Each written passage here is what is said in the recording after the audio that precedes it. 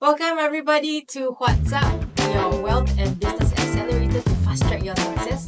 Today I'm with co-founder of Qiji, Leith. So today, as you can see everybody, these ingredients for Popia and it's actually from Qiji. Thank you for bringing it out and for treating us today to this experience. So how did you start Qiji? It happened in 1999 when my brother-in-law was planning to leave the police force where he was a sign-on personnel. Initially, my mother-in-law was suggesting that he join me in the IT gaming business, but but his interest was really in F&B. So then my mother-in-law was running a food court store, so he was thinking how to expand the business. So to support the initiative, my brother-in-law and I roped in one of my mother-in-law brother, we call him Uncle Lin, joined force and to institutionalize with the goal of institutionalizing and scale the food retail business. Okay.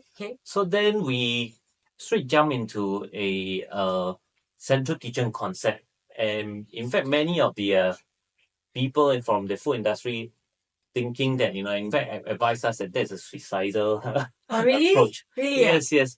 Because they think that the central kitchen is a cost center. Yeah. How are we going to produce or generate revenue? So, but for us, we think that in order to go far, I think central kitchen do make sense. That's that we have to move faster. So without fear, we secure a rental place in one of the conservation shop houses at Aliwal Street. Okay. So that act as a HQ as well as our central kitchen. And to move fast, what we did was we set up, we look for sites to set up a kiosk-like store because that's cheaper and faster to set up. Yeah. But we have to reduce our selected menu based on the flagship product, Popiah, as well as Mee Siam, which is part of the Lim's family recipe. And that's how we started. That was in 1999, December. Okay, this face up. Oh. How you must face up or face down? Smooth The side is smoother down. down. Yes. Okay. The Okay, guys, I know you can't really see, but just note the smooth side is supposed to be down. Okay, Yes. I And you see never the bothered making that thinness distinction. but yet elastic.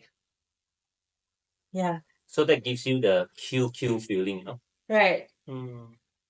So much thought into making popiah skin. You make it yourself? Yes. Make it in-house. Everything we have them done on the central kitchen.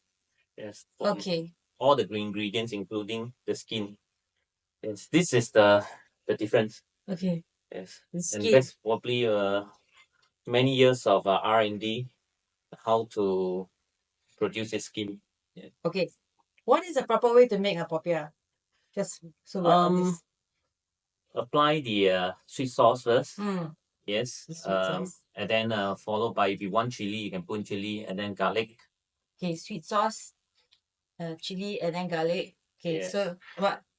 How much are you supposed Just to? apply Like- maybe two-third of it. 2/3? Yeah, thinly. Okay. Yeah. Okay. Okay. So what was your background, before you became a businessman? I did a career switch from the oil and gas industry to gaming industry in the early years of 1994.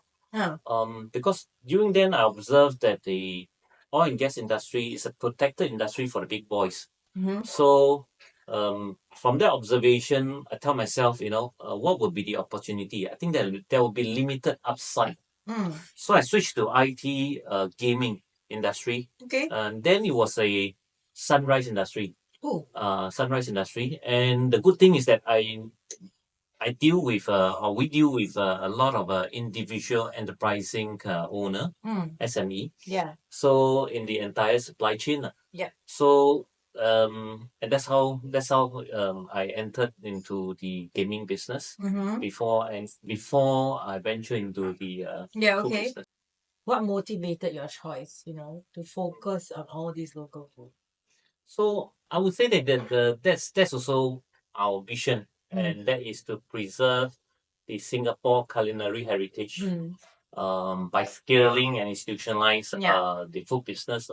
Because if the West can scale their business and institutionalize business and scale their business in this part of our world, like McDonald's, why can't we, scale our business and bring our local food fare to the world? Okay, so as we are progressing in our popiah making, did you know you're supposed to put the turnip last?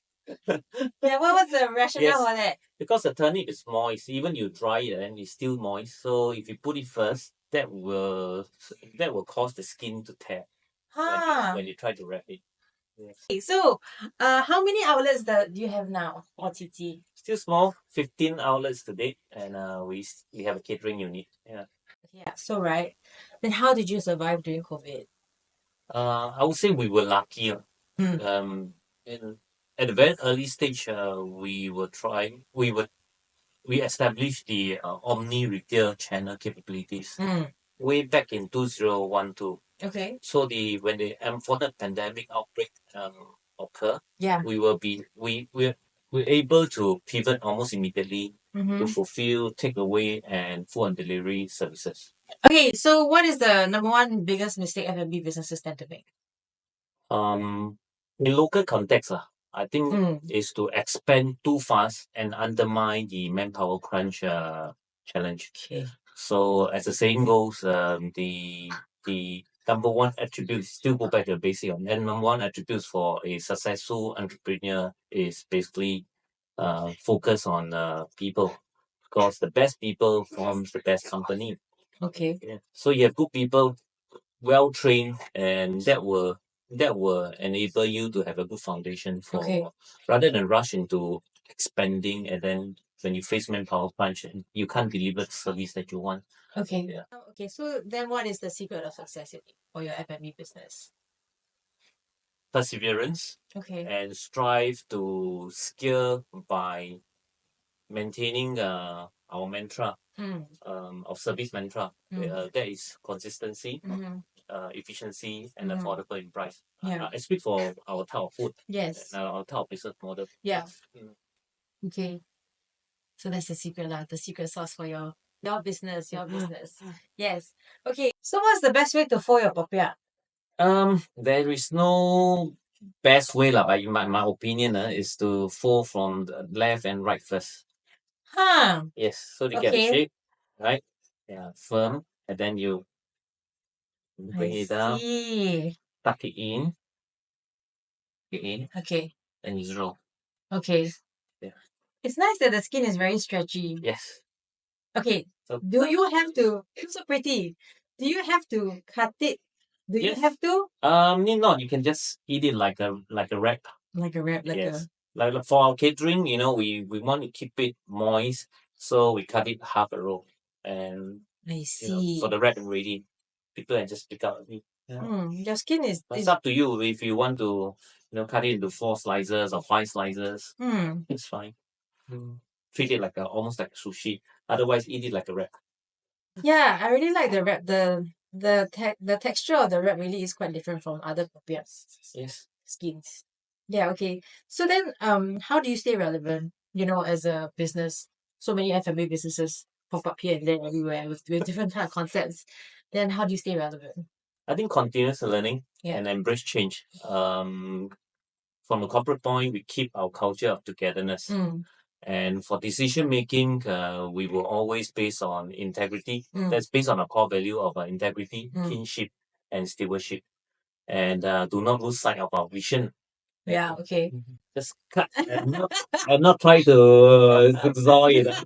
So you just kind of intention, is it like that? Yeah. See, I have to. Oh no! Okay, like this. But I'm scared to squish it, And then I'll show you. It's like having a well sharpened knife. Yeah. I don't think this knife is very sharp. Maybe like that. Yeah, that's a bit right. See, my popiah. While we are snacking on the popiah, okay, Naomi. If you were to open an F&B brand today, what is the number one thing that you would be sure to do to ensure a success? I think for me, I would say that the business model based on manpower lean, especially if you're going to have a physical retail store. Wait, what's the So rationale? that would be easier to manage, easier to train your staff so that they can just focus on delivering the service. Yeah, whether you're in a mass market or selling mass market product or the high end, I think it's in the retail business, you want relational. You want Yeah. your people to focus on delivering the service Mm-hmm. aside from delivering the product. Yeah. Okay. I think that's a lot of things to think about, especially if you want to start your own F&B business. Thank you so much for all your tips and your insights, and also, of course, the Popiah and the Popiah 101 making class. Thank you. Thanks for having me. And yeah, we're going to enjoy the session. Yes, yes. Gonna make more popiah and Yes. Okay, cheers with the Popiah. Cheers, yay!